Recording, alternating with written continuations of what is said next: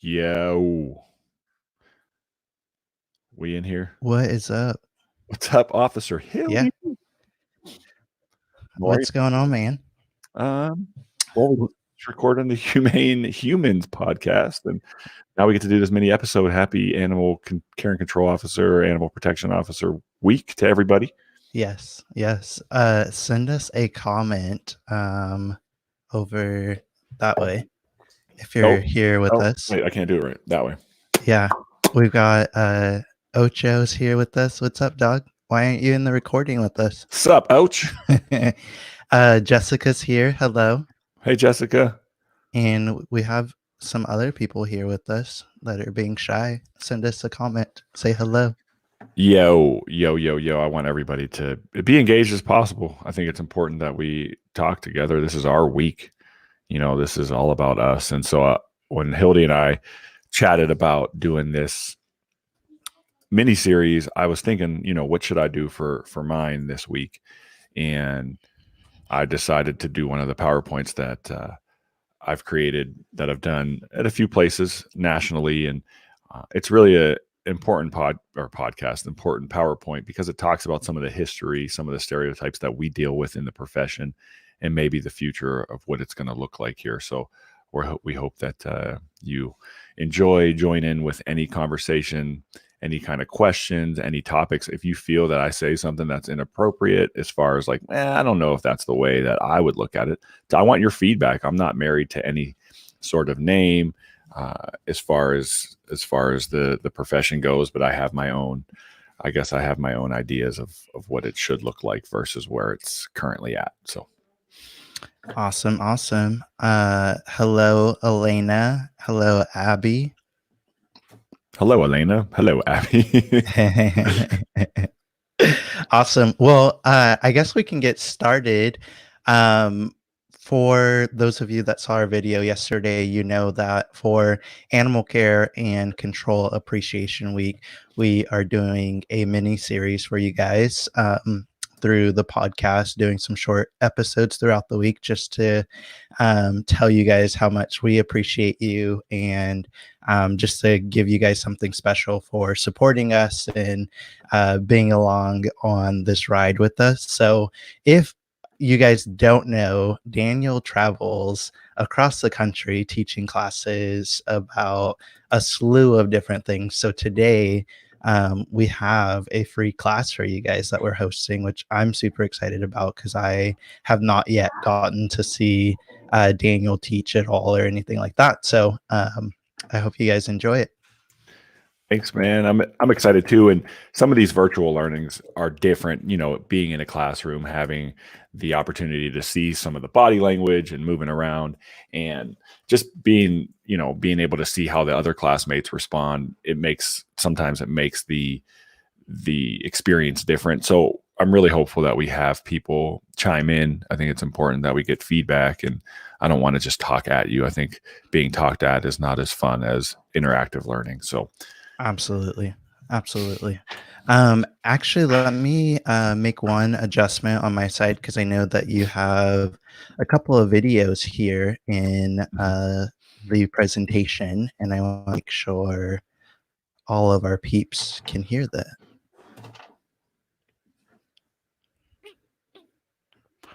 And I have to also shout out Ocho again. What's up, Och?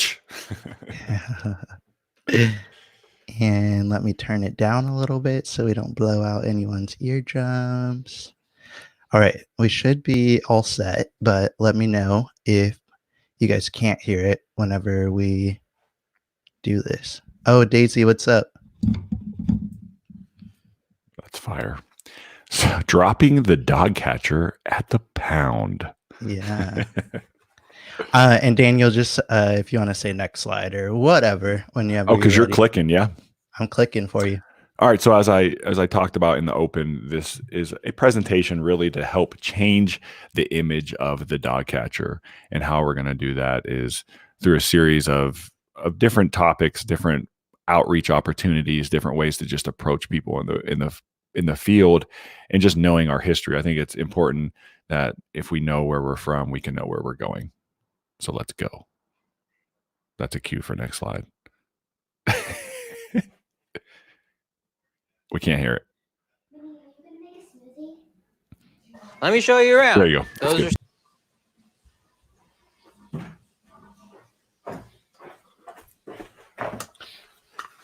Well, that was good timing. Yes, it was. Back in my chair. So I play that as a opportunity for us to kind of see how we're goofy in just how Hollywood kind of sees us in a sense, right? Not really serious in what we do. And we talk about stereotypes because that's really what it comes down to, right? A perception of stereotype and the whole Dogcatcher image. As we'll learn as we go on, that has come from events and how we have represented ourselves in the field, but it creates a stereotype. And then we just really talk about what a stereotype is and are there advantages and disadvantages of a stereotype. And as you see, that an advantage could be you can respond to a situation because of that. And any of the officers that have gone through some sort of sensitivity training and understand that profiling,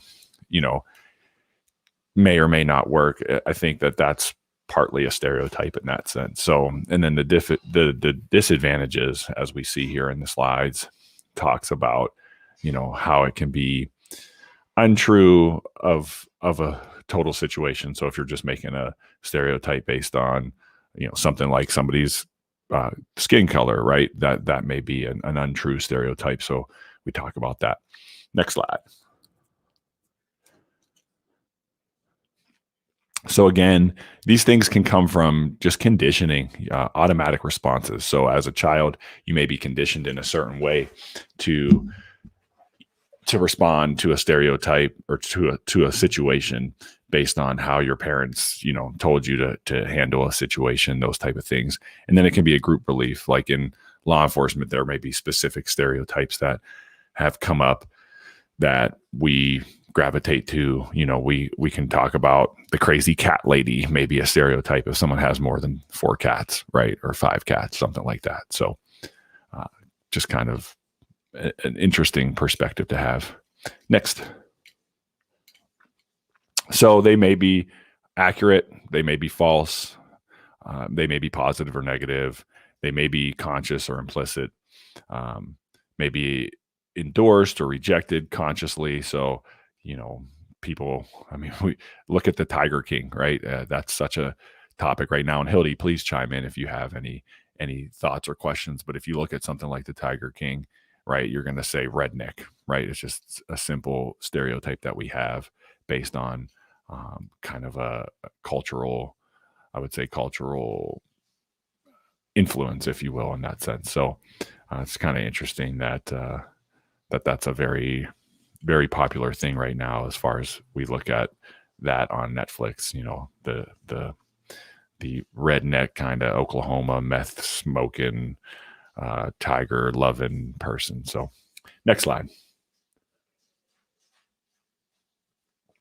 So I think there's a delay on social media. I could be wrong. What up, Pounds? Just shouting that out. What up, what up, what up? I see you on there. This group exercise is fun. There is a delay, but we're still going to give it a shot anyway. So with that being said, let's go to the next slide. So what you're going to do is I want people's first reaction to the photo. So if we can get some participation on that, and Hildy, let me know if anybody chimes in. What do they think of when they see that photo? Will do. Let's see. We do have about a 10-second delay. So okay. Anyone in the comments, first thoughts on this video or this image?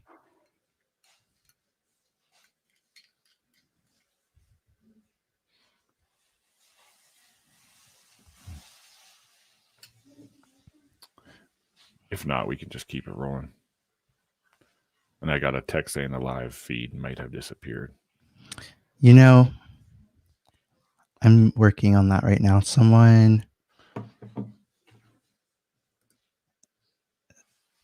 I don't know, someone submitted a dispute saying that NBCU we're using creative content. Yeah. Oh, you know what? It might have been the video, the Parks and Rec video. Let's see here.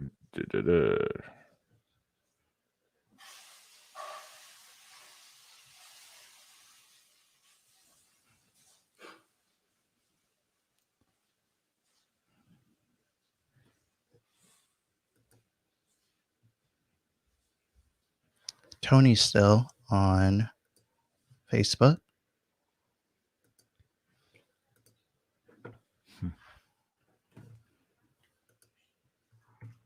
No one in the comments so far.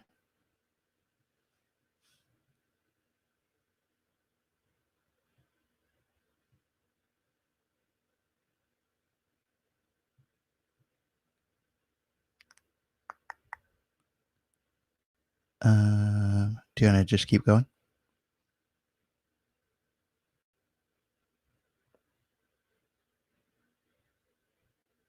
Oh, and we lost Daniel.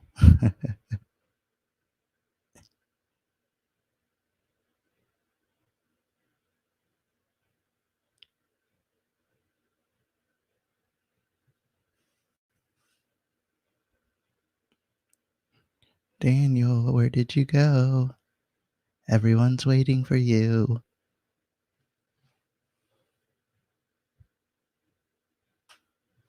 There you are. It just happened. We got kicked out of Facebook. We lost you for a second. Hard, man. Well, you know what? Let's just run with it, and then we can, if it's not live, we can just post it later. Cool. No one's said anything in the comments. So do you want to keep going? Yeah. So is it still being live or no? I believe so. All right. Cool. Yeah. So tell me what you think when you see that photo, since you're my live participant. I mean, my immediate thought is homeless guy. Okay. Next. This photo that we're looking at now. Yep. Hooker. Next. And soccer mom. Yep. Dropping kids off for practice. Yep. Next. Ooh, parking enforcement. Really? Not meter maid? No. Okay. No, I'm not that mean. Meaty hunk of love. So in the class, I usually get Pitbull, right? Oh, Tony says he sees booty. Tony. Tony. In the class, we usually get Pitbull for this one, right? That's a Presa Canario. Perro de Presa Canario. But it's interesting because people's immediate response is to go to that, right? Pitbull, big, buff, meaty dog. Yeah. All right, next. So again, we setting it up with the stereotypes. That's really where I'm going with this, just to kind of combat that Dogcatcher image, Dogcatcher stereotype. And we really, it's a common thing that either is conditioned at an early age, or it's something that you learn, or you even do it for just easier responses to things rather than putting some sort of thought behind it, actually like making decisions based on the actual scenario versus just coming to a snap decision. Next. Are there benefits would be a good question. So it helps one deal with the social world more efficiently by basically simplifying the environment around them, right? So they're able to just, again, like I talked about on the previous slide, helps people fit in and identify with a social group in a sense. And that, as you see in high school, you see it a ton, you see it in college, and it's just an interesting concept that people will do that. Now they can be negative as well. And we talk about that. It may serve as a defensive function, make people feel better about themselves. So in that category of, putting somebody else down for your enjoyment or improvement is a negative outcome. And I think stereotypes can do that. So when we talk about the dog catcher, and that's kind of why we're here, it's easy for people with that dog catcher kind of mentality to be like, well, they're just a dog catcher. They don't care. I've had a negative experience with them in the past. And so I'm going to always associate that with the negative experience. And here, the whole reason why we're here is to try to figure out ways to combat that. Let's go to the next one. Should I just start doing that, Hildy? Bah. Wait. Sure. Bah, bah, bah. So yeah. This is a homemade shelter for a stray dog. So let me rephrase that. There was a stray dog that was lost, and the woman made a shelter for it. And you'll see with the next slide an up close photo of the little note that's on there. Go ahead. So basically, the title Dogcatcher. I want you to, before you read that, think about that in someone's vocabulary. That's all they know about us, right? They don't know us as animal control, animal care and control, animal protection. Like they just know the dog catcher, right? And so with that being said, they were being nice. The stray dog stays here frequently, so I made a shelter for her until you can pick it up. I can't stand to see her cold. So they know we're there to help, but they only know our name as the dog catcher. And so that may be an educational thing, right? They just don't have the vocabulary to know we're an animal control officer, animal care and control officer, animal protection officer, etc. And so it's important for us to realize that that person wasn't being negative, but that's all they know. Tony's blaming it on Disney. Okay, that he's a little bit ahead. So Tony, slow it down, son. We gonna get there. Ouch, we gonna get there. It's definitely got a Disney effect. So again, it can get in the way of your critical thinking and complex thinking when we use stereotypes. And again, I think I associate some stereotypes with sexism, racism, those type of things, anti-Semitism, all that type of stuff when you look at it. And so as we roll through this, like we'll see how we're not what the stereotype portrays. And I know people can also agree with that in that sense. If anyone's, been has experienced racism, body shaming, sexism, any of that type of shit, it's the same thing as a stereotype in that aspect. So let's go to the next one. Really quickly, in the comments, Abby said, wow, I thought terms like dog catcher were long gone. For the people that are here with us, let us know if you have recently had anyone call you a dog catcher. I know I have. Absolutely. People have called me a dog catcher as well. And I'm sure throughout my career, and I hope to be in it for a very long time, that people will also probably still call me a dog catcher. But I think, if we continue to collectively move in this direction, I do think that people will start to see us more professionally, and they already are, but I think even more. So we talked about stereotypes, and then what about an exaggeration, right? We know what an exaggeration is. Och, if you're still on here, when you go fishing, I'm sure you've exaggerated about a fish being bigger than you actually caught. So next one. So some of the exaggerations that we hear, and Hildy, again, jump in, and any of our listeners, I know there's a delay, but if you have questions that we've already, just bring it up and then we can go back if we've already talked about it. So what we hear is euthanasia, it's unsafe, it's unhealthy, or we euthanize for unsafe and unhealthy reasons, not just time or space. And there may be a few shelters, if you're listening and your shelter still euthanizes for time or space, we have some resources for you. And so that's very important that you reach out to us, and then we can point you in the right direction. There are tons of foster programs, tons of programs that we can have to help you and your shelter move forward as far as not euthanizing for time or space. We want to make sure that we're able to adopt out any healthy and safe animal. Inhumane. So again, some of these officers may be just untrained. And I know we've talked about that on the Humane Roundup plenty of times. I've talked about it with multiple people throughout the profession as well, and how to get people more trained. Compassion fatigue, I talk about that a lot, that I deal with that. I've been in this industry now for 10 years, and I've had a lot of ups and downs. And so in my personality, I think I deal with compassion fatigue a little harder than others. And then to talk about what Och already alluded to is, there's no movie that I've seen from Hollywood that represents us in a positive light. And I'm a little scared to show some of those videos moving forward, not because of what they represent, but we did have an issue early on in this feed that maybe there's a content like awareness thing that can bump us from the live feed. So I don't know how you feel about that, Hildy. Yeah, I know there's one more video that I saw in the slideshow. I'm going to skip over it when we get to it. Yeah, I think it's important. And I can just talk about the video. And if you want to see the video, come to one of my classes in person, or shoot me a text or message and I'll share the video with you. There's definitely an image that's portrayed by us, and it's not positive. So next. So I guess my question is to the group is, do you think we suffer from an exaggeration or a stereotype or both? In my opinion, I think it's both. What's your opinion, Hildy? Yeah, I would agree. Well, I would say an exaggeration, a stereotype, and also a little bit, I think it's reality because we were just talking on our other podcast that we do, Humane Humans, about back in the day, animal control was just picking up things without tags on, which is how they knew whether or not a dog had a rabies vaccine. And if it didn't, they were picking them up and euthanizing them, and in some pretty barbaric ways. So, Oh yeah, a little bit we need to, I think, continue educating the public about like, hey, that's not what we do anymore. Like, I know that was happening back in the day, but not real anymore. absolutely. And we'll talk about that too as we continue through the podcast. And I forgot, Joe, the ACO, told me I needed to wear a headband on my live.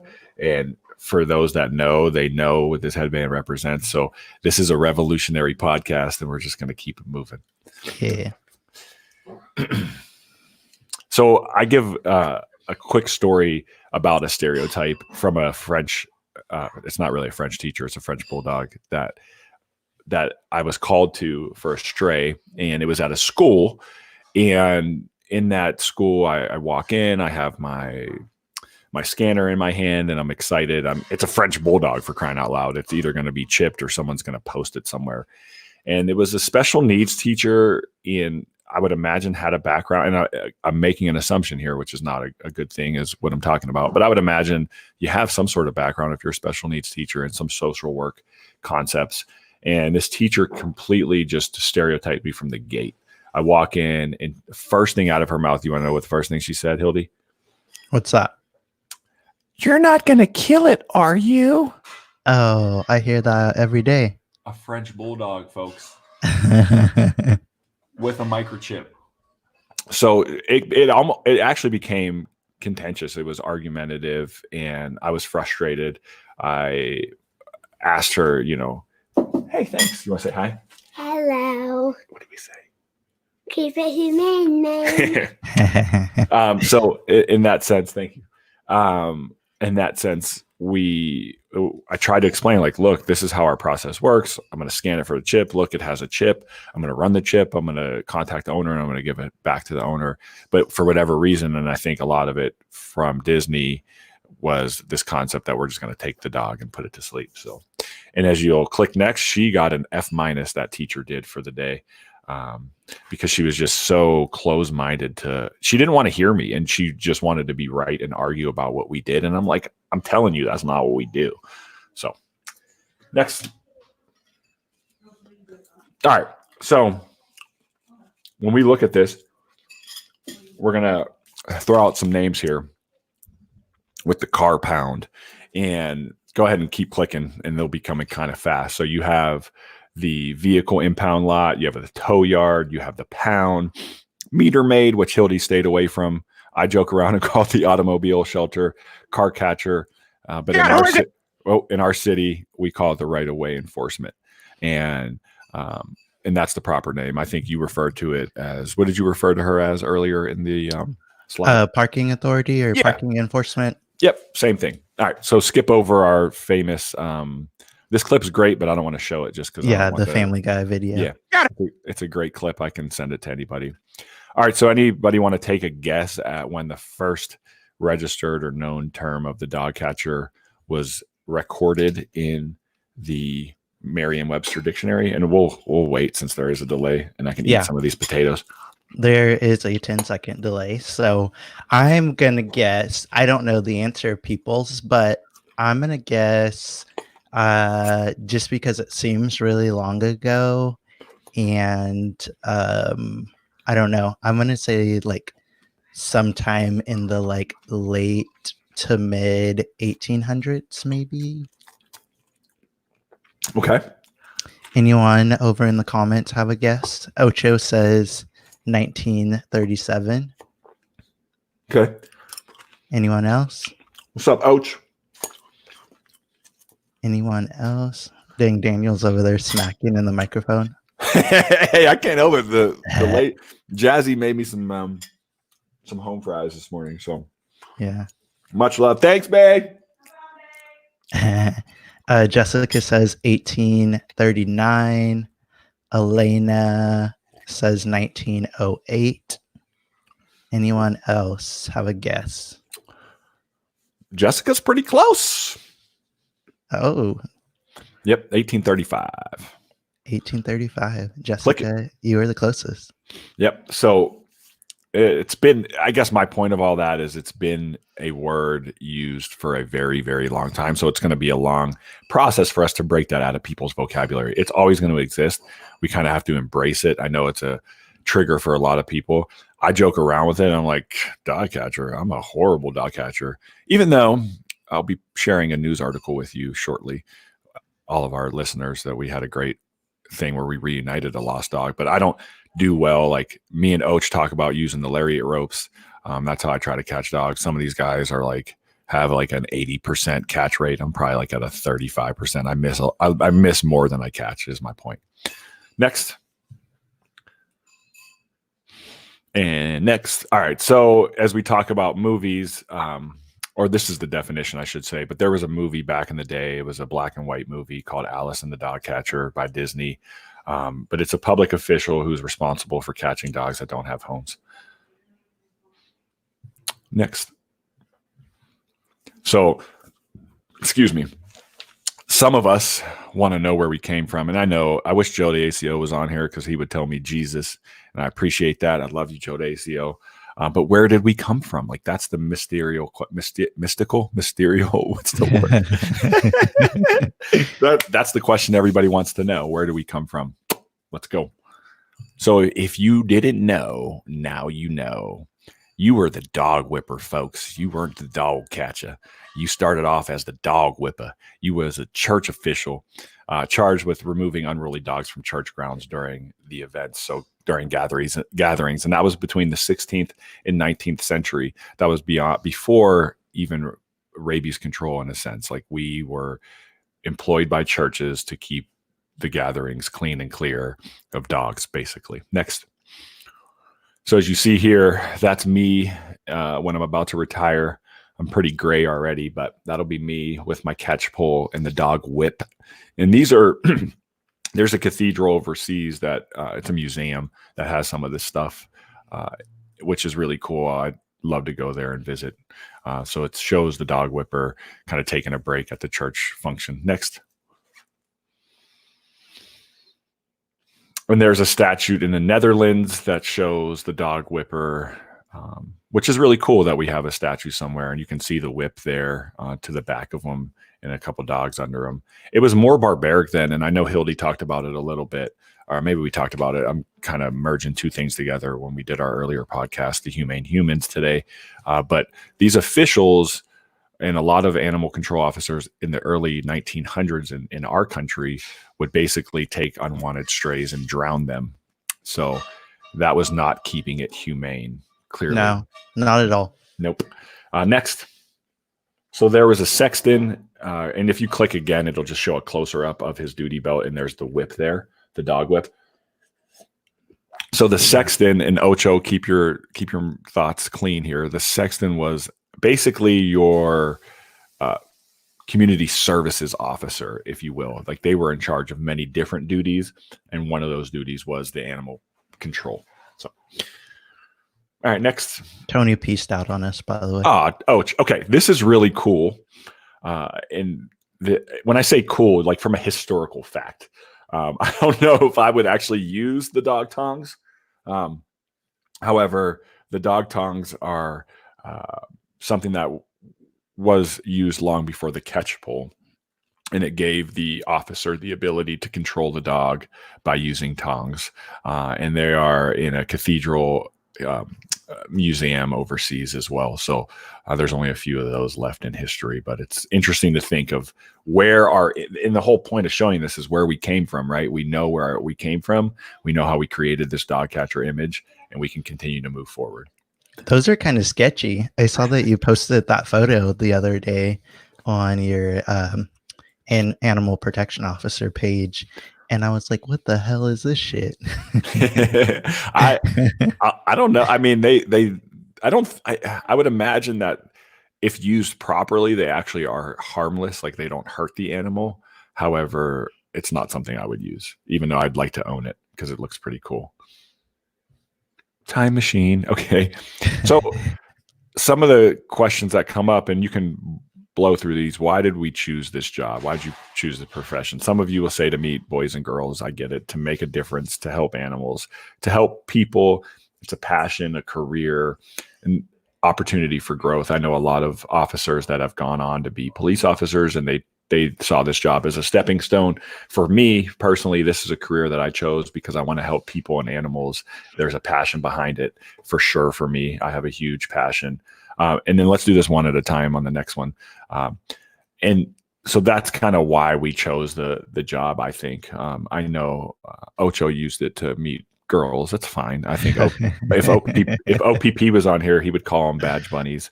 Yeah. But he's not on here. So, but maybe when he watches it. So the next slide, this is really what gets to me. And I call it the name game.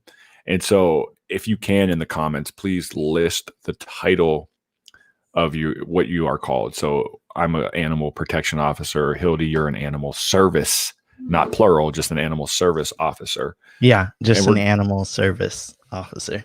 We're going to throw up, I've collected names in our profession throughout the country that describe us, and go ahead with that. There's going to be 20. Okay. And really quickly, Jessica says she feels that she says, I feel my job offers me the ability to help people keep their pet and learn. Awesome. That's great. And then she is a humane agent. Elena is an animal welfare officer. Got both of those. Yeah. There's 10 of you watching this. Send us some comments. Awesome. All right. So we got Dogcatcher. We're going to have Dog Warden next, I believe. Yep. And then you'll have Humane Agent, which Jessica, I think, is a Humane Agent. Yep. Humane Police. Animal Warden. Dog Control Officer, because they don't do cats or squirrels or skunks. Animal Care Officer. Humane Enforcement. Animal Control Officer. Animal Service, not plural, because that's what Hildy is. Now you got your Animal Services Officer. Animal Welfare. And that was Abby? Elena. Sorry, Elena. Animal Protection Officer, that's me.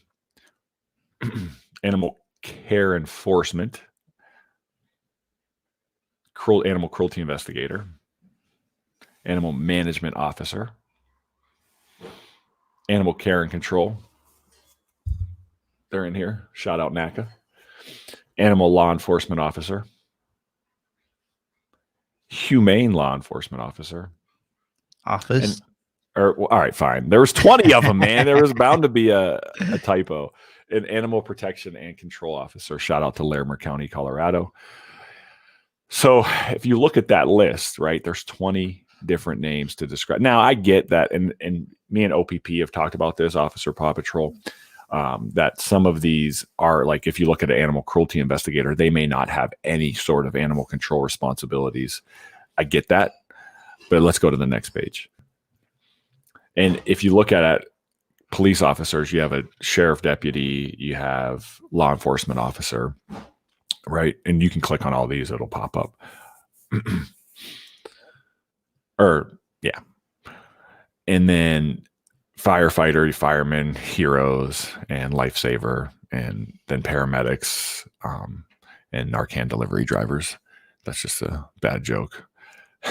So, in the sense of, like, and back up to our page of 20 different names, I just like to compare that. I get that most people feel that, okay, you if you're watching this and you're in our field and I missed your name, please add it to the list so we can have 21. Like, not only do we have this where we're called 20 different things, we also have different umbrellas. So Hildy, you work for the police department. Correct. I work for public health. Jessica, if you're still watching, she works for a humane society. I think does Ocho, what is he? Is he under County. Right? I don't know if there's a specific department in the county, but if anybody else wants to chime in on where they work, what kind of agency they work for, there's multiple different agencies. So we're all over the map. No wonder our training experience, how we represent this profession, is also all over the map. I've got a 21 for your list. You do? A humane officer. I don't have that on there. Mm-mm. That's weak. I messed that up. I'll add that to the list. Humane officer. Absolutely. That's fantastic. That's one that should have been on there. That's 21, right? Like, we should have one solid name. And I personally don't like animal control. I think that it's dated. I think it's synonymous with the Dogcatcher. And I think it's time that we move on from that. And there'll be some slides that will follow that'll kind of talk about that as well. Cool. And Maddie says she is out of a humane society. Cool. Yeah. So what should we be called, right? And I leave it in the comments. I'm really curious what people think we should be called. And, how do we start that movement? I mean, we do have NACA that represents the National Animal Care and Control Association. They do a great job there, but I wonder, should we be called animal care and control officers? I think that's a mouthful. I'm obviously going to be biased towards animal protection officers. I feel that we protect people and animals. Hildy, you may favor animal service officer, but we need to figure out a way to come to a national agreement on something that's more fitting than animal control. Animal control is old. It's just, we don't need to be called that anymore. Yeah. And Elena also said that where she works at, they are under code enforcement. Oh, wow. Okay. Yeah. And I know that my department used to be under code enforcement. So I personally think that we should be called animal service or animal services is my favorite officers. Only because we don't only take care of cats and dogs. And I feel like services or service kind of encompasses a lot of the things that we do, because people think we just go out and catch dogs, right? But like, we're doing the cruelty investigations, we're doing neglect investigations, abandonment, dangerous dog investigations, being the mediator. Like, we're doing all of these things, like millions of other things outside of actually chasing things down that are running loose. So absolutely. Cool. And then Jessica, I want to shout out to her daughter, Bonnie. We're keeping it humane, Maine.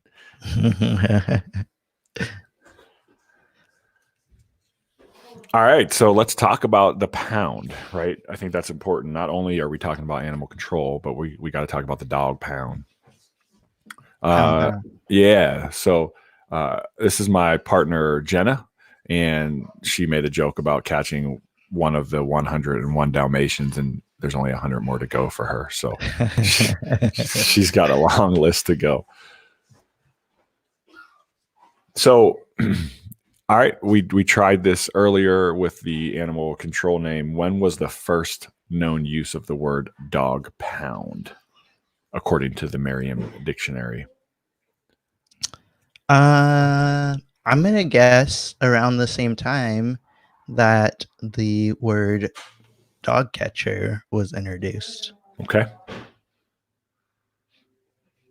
Anyone in the comments? We've got a 10-second delay. So we do. I know you guys probably haven't heard this yet, but let's see.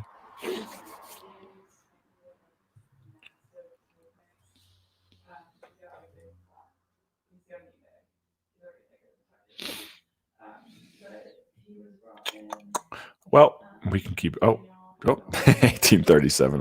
That's funny. Anybody?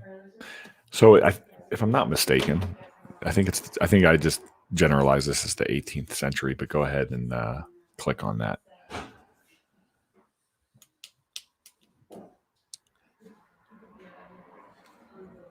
Wow, 14th century. So that's been. I'm even wrong on my own PowerPoint. That's fine. It's not the first time. Won't be the last. But that's been around for almost 500 years, 600 years, right? Yeah. So we've been using the term dog pound. I hear people refer to us as the dog pound all the time. And that's one that, I hope that we can help change the image of that as well. Oh, you know what? Looking at your photo here, and I don't think this was on your list, so maybe a 22, if anyone out there is still called the Pound Master. Oh, yeah. Well, Walter C. Cox is the Pound Master, and our boy Pound Master 597 is called the Pound Master. Yeah. So let's keep it moving. So if you Google dog pound, and this was in Texas the last time I did this presentation, it'll show SPCA, right? Humane Society, Animal Shelter, Humane. So Google even knows to translate that into what we're looking for. Yeah. So again, that's just the definition of the dog pound, where it came from. The Latin word to enclose a place, basically, is where it came from. So keep moving. So kind of the animal shelters and beyond, right? Foster programs, extensions of the shelter. You can make a space for more animals if you have a foster program. It helps with behavioral modification and medical care. That's what we're going to be doing here with one of these puppies, is getting it out of the shelter, helping it there, having transfer partners and rescues. There are good and bad rescues. They can be some licensed hoarders, so be careful. Do your research on who you're sending those to, and go from there. So let's go for the next one. So the elephant in the room, what do you think that'll be? I don't know why I look at my mic like I can see you in there, but the word dog pound. So the elephant in the room would be the whole euthanasia chat. So if you go to the next slide, that we talk about the no-kill movement and what does that mean? What does that look like? I think all of this kind of comes back to we're inhumane, we're going to kill everything. And then the elephant in the room to me is what no-kill looks like and what that really is. I know Ocho talks about no-kill in his shelter, and that's having a live release rate about 90%. And, I don't think you go around, Hildy, wanting to euthanize everything. No. And I don't go around wanting to euthanize everything. And I think if we're able to get out the healthy and adoptable, safe animals, that's the outcome for everybody if we can. And it's having those, I talked about it earlier, those resources to get those things to other partners throughout the country. If you think about states like Connecticut, New Hampshire, probably places in Oregon, they don't, like, just to name a few, they don't have the stray dog problem as places like Texas, Louisiana, Arkansas, Alabama, right? So they're transferring a lot of those dogs to those places. So if you're in one of those places, we can set you up with partners to help you move those animals to a place where they can be adopted. Next. So that's their mission. If you look at Best Friends, save them all, to bring about a time where there are no more homeless pets and a vision, a better world through kindness to animals. I think we can all relate to that. If our mission may be different, but we can still all relate to what they're trying to do. They're not trying to just save every single thing, in a sense. And if we go to the next slide, it'll kind of outline some of their stuff. So their principles, and keep clicking because so treat all living things as we would ourselves, demonstrate compassion and respect for all living creatures, and to judge our effectiveness on the extent of which animals' lives are saved and improved. So if you think about that, let's go to the next slide as well. Basically, they value all animals, and they will make hard decisions on animals that have extreme medical situations or extreme behavior situations. So I think it's important that they're transparent about it. They probably come with a stereotype around them as well, like they just want to save every single animal, but it's not true. They're realistic about their approach. Next. So that's what people think of when they hear of no-kill, the little puppies and kittens. And then when you think of a kill shelter, you think of just animals laid out to die in, inhumane ways. And there is inhumane treatment. I definitely will agree to that. I've seen it, know of it. And I think it's important that we continue to to educate people. Again, the only animals our shelter is euthanizing are unhealthy, extremely unhealthy, I should say, because we do a great job with our veterinarians, or unsafe animals that, you know, could potentially be a hazard in the community. Next.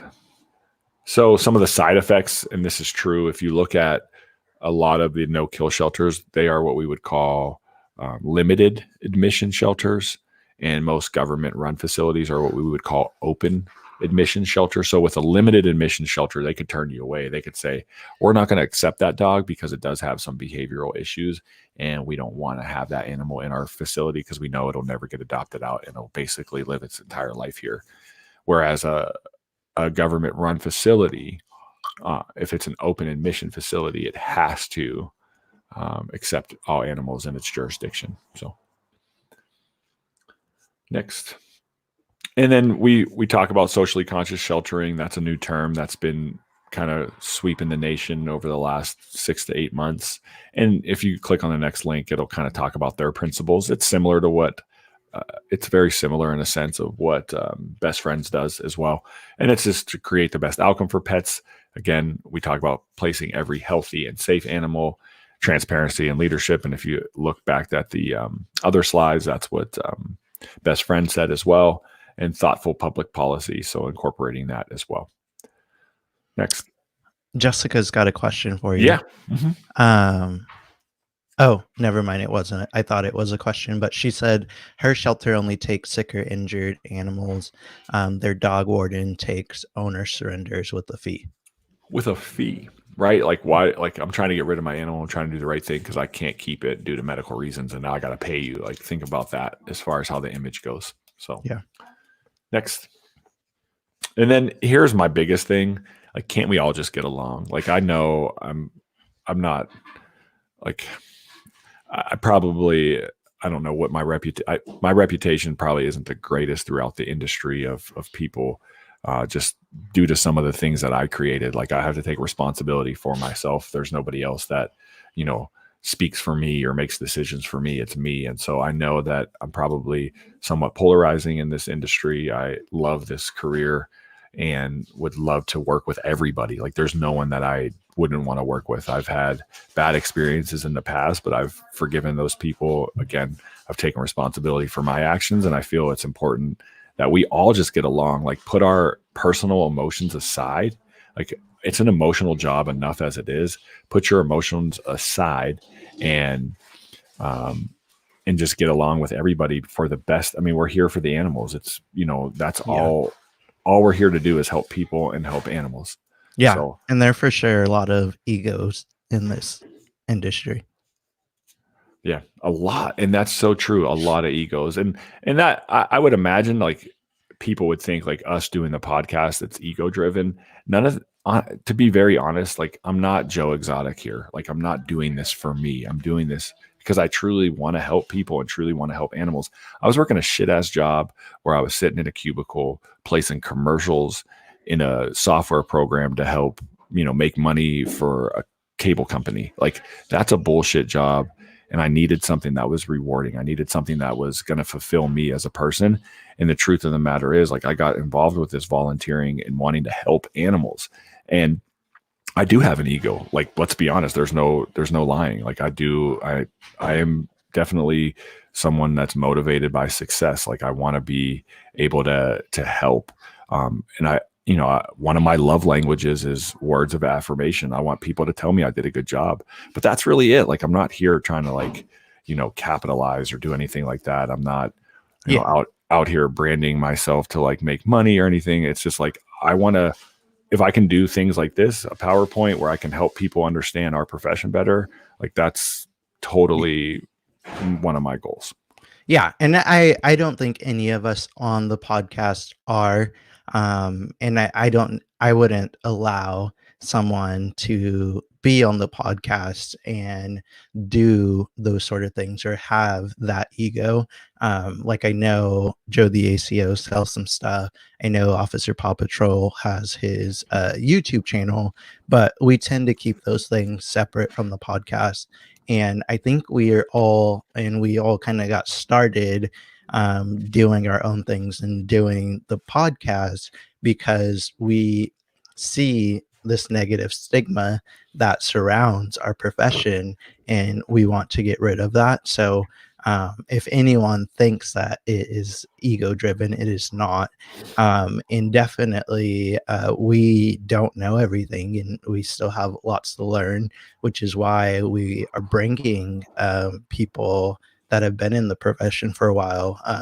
One of the last episodes, we had a professor from the University of Denver to talk about mental health and things like that. So we are bringing in resources as we find them to help better the profession and get information to you guys, our listeners. And so we appreciate you guys supporting us and listening every week and all of that good stuff. Good deal. All right, let's go to the next one. That's a commercial. We should be all right with that. Honestly, it's just a YouTube commercial. I think this commercial totally identifies Bad our dog. profession. Bad home. Bad owner. Oh, sorry. That was my bad. Bad treatment. I need to look at it. What do you need, Sam? You're not a doctor. That's it. Bad health. Bad bed. Bad food. Let me have a look at this leg. Good food. Good bed. God damn it. Good dog. Come on. Good health. Come on, Buju. Good treatment. Good owner. Good home. Good dog. Dang, it just ended like that. It would have. It's a commercial. The last part is like promoting the food that they are making, but I think it's important that. Do you know whose commercial it was? Just so we're not stealing. It's Pedigree. Mm-hmm. Okay. Yep, it is. I just it's like I just try to keep it short. So, but yeah. So I think that kind of defines our profession, whereas like we're here to help, like we're coming out on a neglect call. We're dealing with people that don't respect us the same way they would respect law enforcement officers because we don't have handcuffs. We don't have a gun. They don't feel that they need to talk to us the same way as they would with law enforcement. So,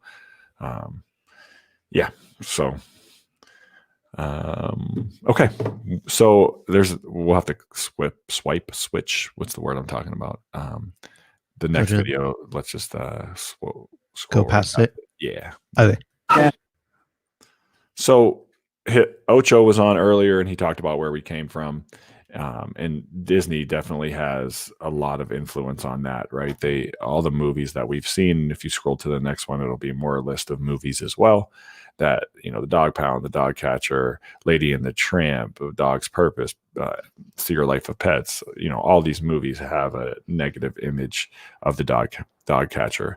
But my question, and this is just me being me, is like, well, wait a second. What about us? Like, could we have been sending the wrong message for many, many years? And that's what's been captured. And that's why we have that image of the Dogcatcher. So let's keep it moving. I don't know if anybody loads dogs like that, but if you do, you should probably stop. That's not keeping it humane. I mean, the photo on the left, sometimes you got to lift them because you don't have anyone to help, and they try to eat your face. Disagree. There's no reason you should ever use a catch pole in that scenario that way. If you can't put a towel around the undercarriage of the dog and lift it with the towel and the catch pole, you should learn, in my opinion. Well, and I agree. And most of the times we can, but sometimes it's just like a giant dog, and like you need two hands on one thing to lift them. Okay.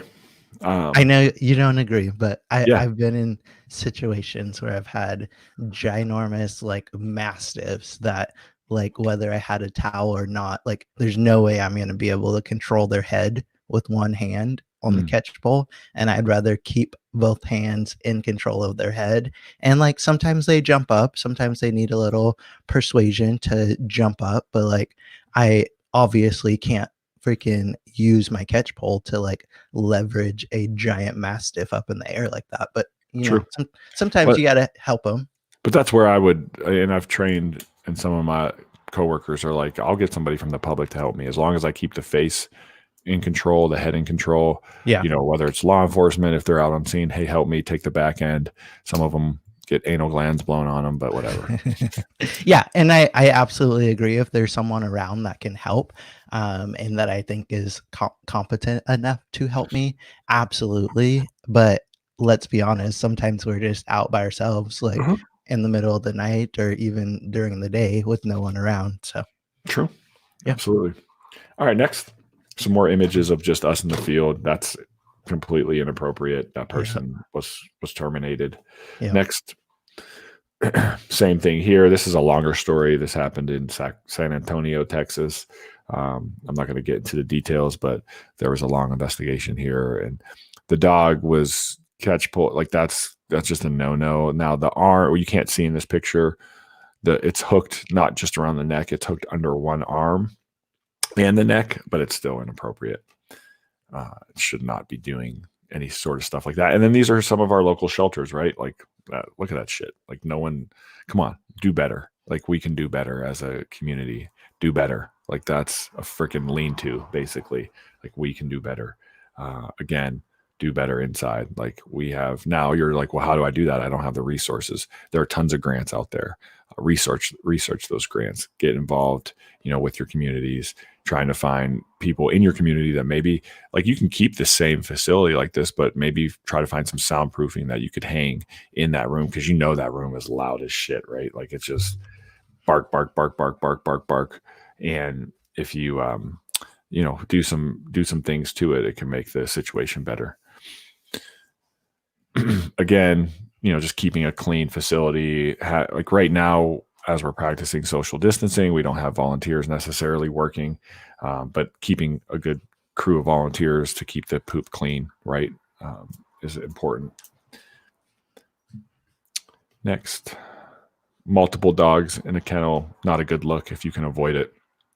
Working with your rescue groups, etc. So the past cannot be changed, forgotten, edited, or erased. It can only be accepted. So that's the whole point of this, is like understanding where we started, how we got there, and now where we're going. Red Bull.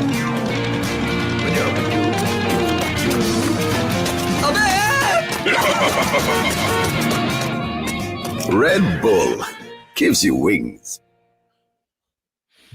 I don't know if anybody drinks Red Bull, but there you go, right? It's another shot at the Dogcatcher. And I think it's important that people just understand where that comes from. And so do you think we're undervalued? I know it's a question that doesn't need to be answered. Most people do. And I think we talked about it on the upcoming Humane Roundup episode, where we do feel that we're undervalued. And you can click through those.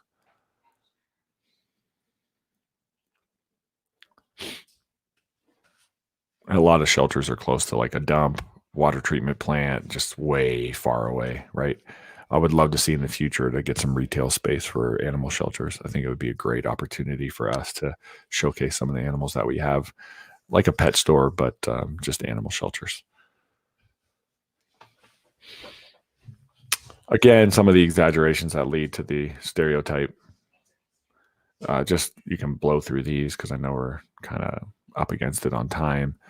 Just thinking about some of the things where your shelter's loud, unpleasant, maybe smells in the lobby, people come in, you have DMV type of employees. I had one of those when I was working in a different county, where like the first person they would have contact with was not a passionate person, not somebody that cared about the animals. It was a job, it was a city job, and you have to evaluate that. Next, we can change that image.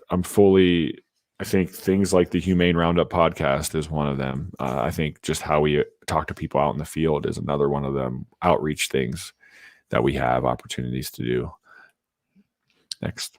And not only the Humane Roundup podcast, but also the Humane Humans podcast, which, if some of you don't know about that, Dean, you and I host that one for the public. So we talk about some of the things that we actually do in our job versus what people think we do. And quite honestly, I think it's going to be something bigger than the Humane Roundup, because I mean, there's more members of the public out there versus animal welfare professionals.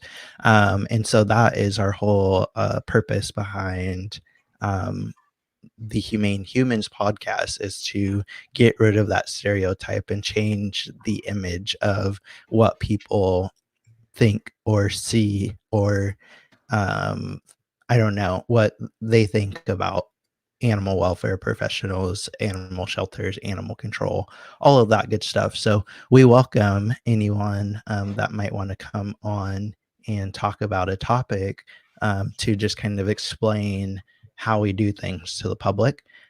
So you guys know where to find us. Totally. All right, let's keep it moving.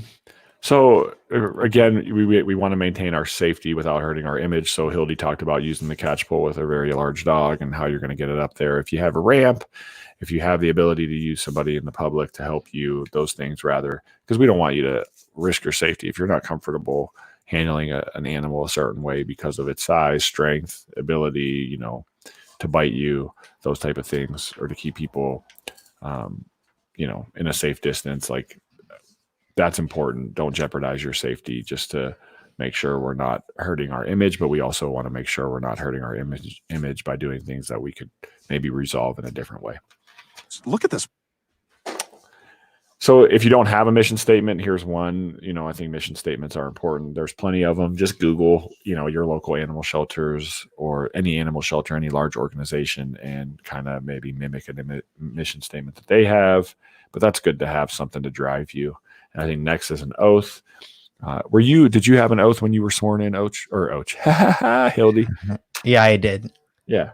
So, but your oath was probably specific to that law enforcement department. No, actually, it was very similar to the same oath that I took when I joined the military, or the National Guard. Apparently, the governor or mayor of New York doesn't think we're a part of the military. But when I joined the National Guard, it was something similar to defend the Constitution and take orders from the president and the governor, and protecting the interest of the state of California, all of that good stuff. So it's very similar to that, and wasn't really personalized to my police department outside of the city, basically also being taking orders or whatever from the mayor of the city. Got it. Okay. And just some images of like positive stuff, right? Some of those darker images that we saw early on. This was my first vehicle that I ever drove for my job in Denver, where I work. And as you can see on the side there, it's a white van and just has the Denver emblem with Code Investigator on it. Dude, I would run if I saw you in that van. Right. And think about think about this for a second. Not only did you have that, we had white powder blue uniforms that only said Special Police on the rockers on the sides. And then the officers wouldn't even introduce themselves. They would get out like, "Hey, come here, you're getting a ticket for your dog being off leash." Like, it epitomized the Dogcatcher. Like, they weren't properly introducing themselves. And that's our current. That's a sexy beast. That's our current vehicle, right? The dog wagon. I think these vehicles are too big. I think as our profession has continued to evolve, I don't need 6 kennels on the back with a big F-350. Like, give me a Ford Ranger or Chevy Colorado in a couple kennels on the back. I don't need that. Forget that. Give me a 650 with 12 kennels. You don't need that, son. Like, I don't know how often you're using that. Maddie says she has similar vehicles. Is that the vans, Maddie, that you use? Those like creepy white vans? curious. And I would say where I currently work, I don't need that. But when I worked in the county, like literally all day I could be out just running call to call to call. And like the distance between calls was sometimes 30, 40 minutes. And there's a lot of like roads out there, like that are not paved roads. Like I've had to drive through creeks before to get to people's houses.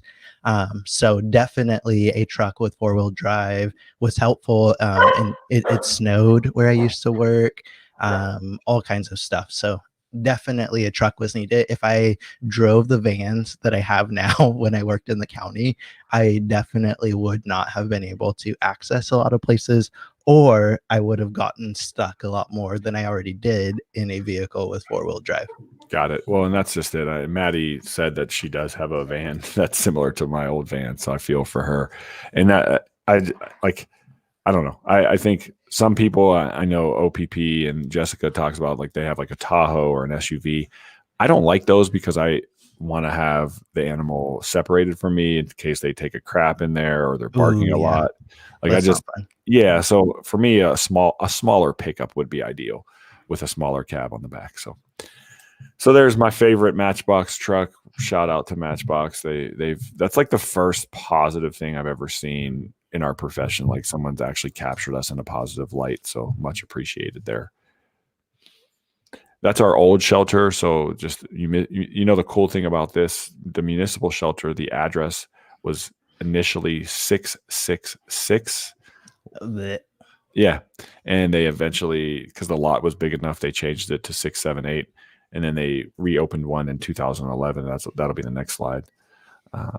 That's new so shelter. Cool. Yeah. So any city building that is built in Denver has to have a piece of artwork at it, and this is 80,000 license tags that should be on dogs in the community, but that's just a joke because no one licensed their pet. Yeah.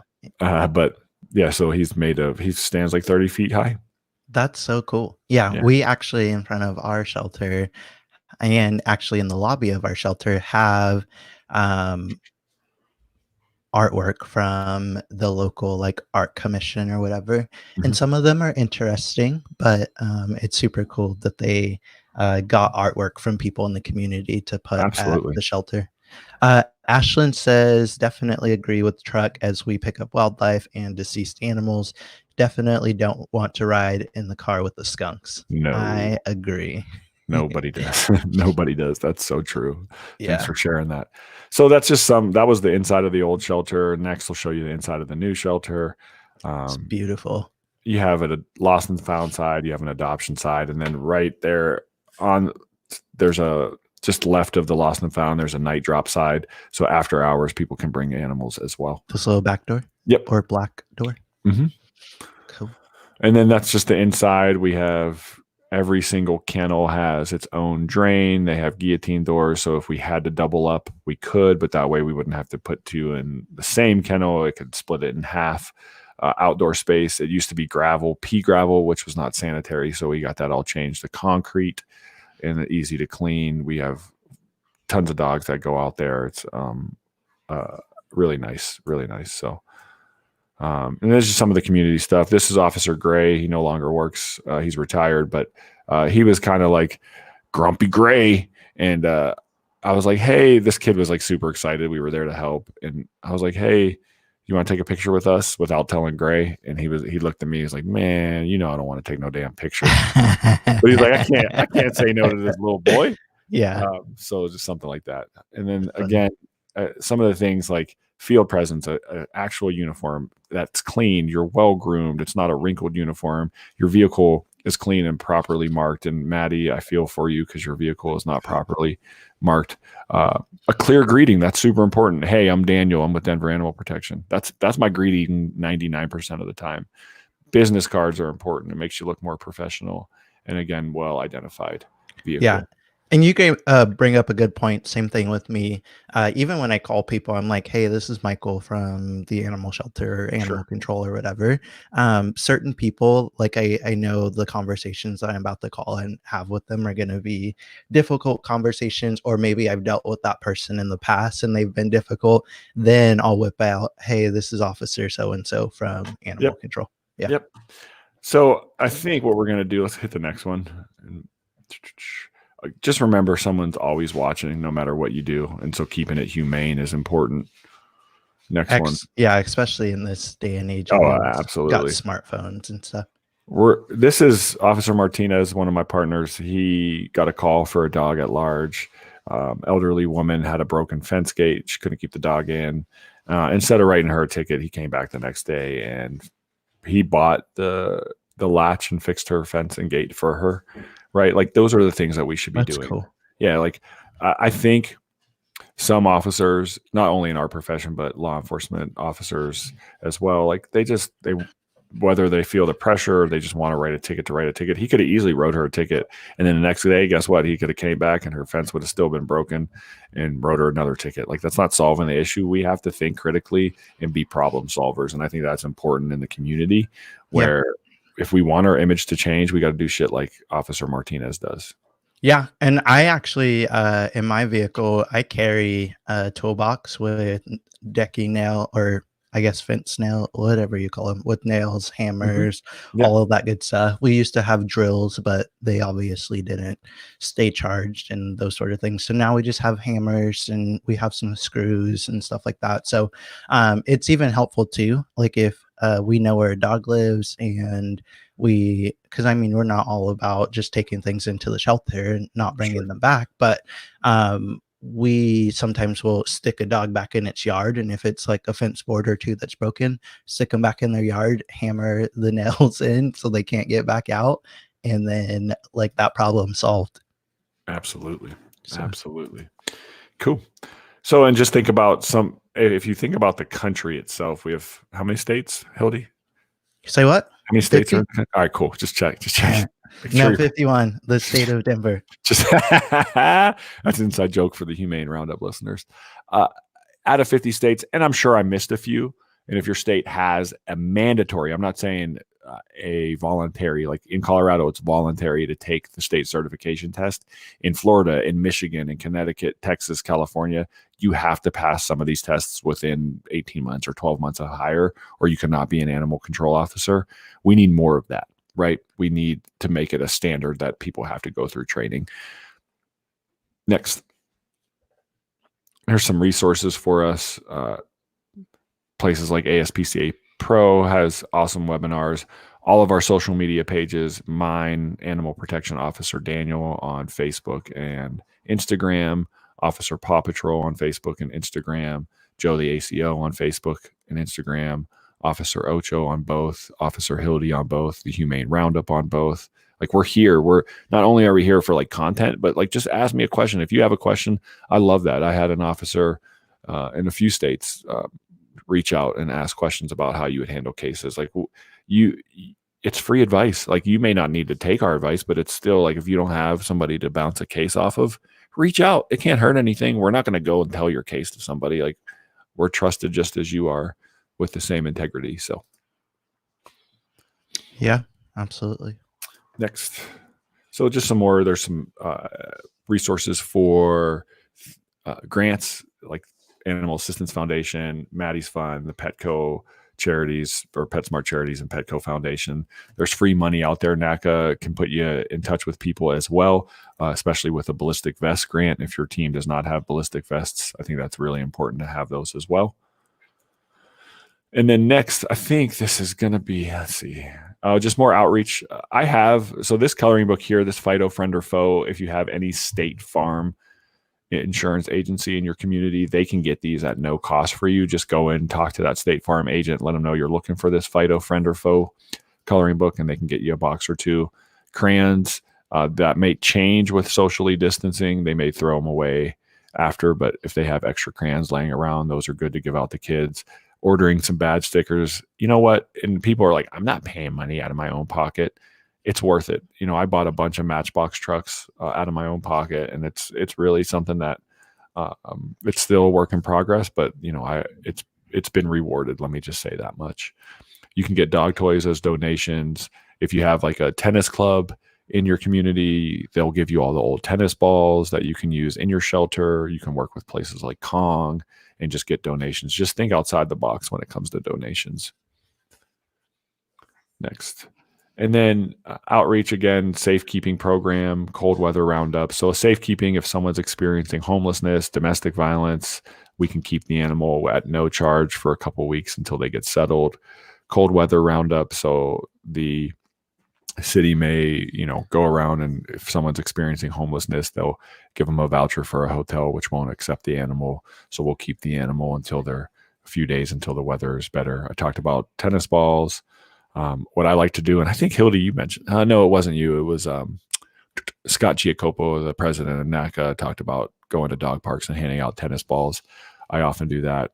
My kids sometimes knowingly and unknowingly donate some of their old toys that we can give. Like if there's a kid bitten by a dog, I might give a stuffed animal or something like that. Poop bags, leashes, and collars, we can get those old, work with your doggy daycares, those type of places, and get them to donate some of their old unused items. And that's just some of the Matchbox cars that I bought out of my own pocket. And again, I've created a relationship with that company and their designer, and we're looking for some things to be, hopefully, I know there's some changes with the coronavirus, but we're looking at September of 2020 for something coming. So keep an eye open. Keeping it humane, man. I don't know. Next. I love giving those away to kids. It just makes their day. But we have a group called Buddies Builders in Colorado, and they could send the dimensions if you want to start a group in your community. They make dog houses or give them away at no cost, and people just have to people have to qualify for low income standards, and then they get one for free. If you're over that standard, you can donate to the organization and pick up a doghouse. Again, some of these programs that we have, Pets for Life program, a pet retention fund, these are all funded by, donations or some sorts of, whether it's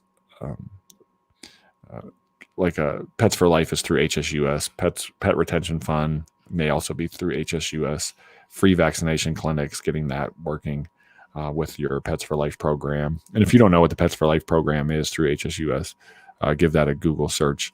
It goes around in low socioeconomic communities and gives out free spay and neuters and vaccinations. So it's a really awesome program. You need some canvassers that'll go out, knock on doors, educate people why it's important, etc. It's a really good thing. Doing community events are great, and just creating partnerships within your community as well. And then let's just end it here. There's a bunch more, but it's probably another 30 minutes, and I don't want to go down that path, but recognizing everybody for what they do. I appreciate everyone that tuned in, or the people that are going to watch this at their convenience now that it's not alive anymore. But I do appreciate everybody's work. This is a very thankless job, and it's important that we're recognized for the hard work that we do. We've talked about, coming up on the Humane Roundup podcast on Friday, we talk about how should we move this week, because this also is shared with the dispatchers. This is their week as well. And that's just kind of synonymous with our profession. Like, we don't have a home. And for us, like, maybe it's time that we get our own week, and, just starting to create things that are more, just more us. Like, we do such a great job, and we should be recognized for it, and we shouldn't have to share this week with anybody else. Like, this should be our week. This should be for the officers, and then there should be a week for the shelter as well. Like, I appreciate the idea of National Animal Care and Control to encompass the animal shelter workers, but their job is so different. Like, I don't want to sit here, and some officers may have to clean and do those things, and I appreciate everything that goes on at the behind the scenes in the shelter. We couldn't do our job without them, but they need their own recognition, and we need our own recognition. So I just want to take the time to thank everybody for listening, being supportive of the Humane Roundup, being supportive of your profession. We support you. We support what you do. We love, everybody in this industry. And as I talked before, like, we should all be able to get along and just put our egos aside and work for these guys in the shadows, right? The animals, the voiceless. Like, that's what we're here for. Yeah, absolutely. You summed that up well, Dan. And I just wanted to shout out for the people that have been here with us through this entire recording. I think initially we're talking about maybe 30 minutes, and now, and almost an hour and a half later, we've hosted basically a webinar. So if anyone's working from home today, like, you should totally put this down as like professional development. Absolutely. This is continuing education credits for all of you that have to have those for your whatever certificates you have. That's definitely something that you should put that down for. Yeah. Well, is that all you have, Dane? Well, except for keep it humane, Maine. That's all I have. I really do. Like, this could have gone on for 2 hours. I tried to minimize it. I really did. I try to take a lot of stuff out of it. But once you get going and talking about everything, it just extends and extends. So again, like Hildy said, we appreciate everybody that has tuned in for the entire podcast or entire live episode. I really do appreciate everything that you guys do. I do really quickly. Yeah. Molly is here. Hi, Molly. Hey, Molly. Molly is with Coranda Shelter Beds and an official sponsor of the Humane Roundup. So we love Molly. She's awesome. We love Coranda. They're awesome. In all of our podcast episodes on our website, there's links to the kind of public side of Coranda, and also the shelter side of Coranda, their donation program, all that good stuff. So they are awesome. Thank you, Molly, and hello. Hi, Molly. Thank you. Keep it humane, Molly. Well, yeah, man. Thanks for putting us on. I'm excited to watch everybody else's live or episodes coming up the rest of the week. This is a special week for all of us. So hopefully you take time to just appreciate yourself, and we appreciate you. Yeah, and you guys will hear it on the podcast episode on Friday. But yesterday we had Mel's recording happen, and then today we're doing the live with Daniel, and we've got some another episodes coming up from OPP and Joe and Tony. And so in order to potentially win Coranda gear for the month of April, you're going to have to vote on one of these mini series episodes that we're doing all week and tell us why it was your favorite one. And we are going to pick a person who does that, and they are going to be the winner of this month's Coranda giveaway. And if you guys didn't hear on the last episode, Tara Simpson was our March winner, and she has already been in contact with Molly over at Coranda. And I'm pretty sure her cat bed or cat tower, I don't remember which one she picked, is going to be on the way. So awesome. Yeah. And Molly's asking the schedule of the mini series. We don't really have a set schedule. This one happened perfect because it's still early in the morning here in California, and I guess in Denver also it's still pretty early. So we, I think, are going to be doing an episode with Joe the ACO today. It's going to probably be a recording, and we'll post that sometime tomorrow. Tomorrow, I think OPP is doing his, and I've given them the choice to do either a live stream, a recording video, or just a normal audio recording like we do on our podcast. And I've been taking the audio from these, the one that we did yesterday with Mel. I'm not sure if I'm going to do the one today because it's going to be kind of hard for, I think, people to follow along with the PowerPoint just listening to it, but I don't know. We'll see what happens. And then, Molly says Dan's shirt is nice. So yeah, and then I'm not sure yet when Ocho's going to do his, but we will be posting one for you guys each day, and our normal episode will still be coming out on Friday. Absolutely. Thank you. Thanks, Hildy, for putting this all together, man. Of course. Well, if no one over in the comments has any other Any questions? Questions. Stay for a second. I know there's a 10-second delay, so we'd love to hear if you have questions. Drop us a line. Follow our pages. We're here. Like we're here to help. We may not be like a giant organization that has like, I don't know, like a registration or anything like that, but we have a lot of resources that we can help you with. So if you need anything, please, like, we're here. Like, we've been doing this now. This will be episode 33 on Friday. Well, we can probably call it episode 38 since we're doing 5 mini episodes. Yeah. But in all fairness, like we've established something here, and we're here for the long run. Like, we're here to help you. So I know Jessica wants a link for Chewy that helps our organization out. So yeah. And so Jessica's asking about a link for Chewy. We are affiliates with Chewy, and on our website and in some of our recent, and our website is humaneroundup.com, but also in some of our recent podcast episodes, I've included our affiliate link.